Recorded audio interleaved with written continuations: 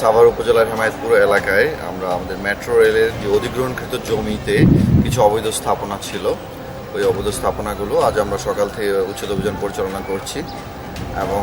মোটামুটি আমরা আমাদের উচ্ছেদ অভিযান শেষের দিকে আমাদের সরকারের মেট্রো রেলের অধিগ্রহণকৃত যে অংশটুকু ছিল ওই অংশটুকু ডিমার্কেট করে ওই অংশটুকুতে যে অবৈধ স্থাপনাগুলো ছিল ওগুলো আমরা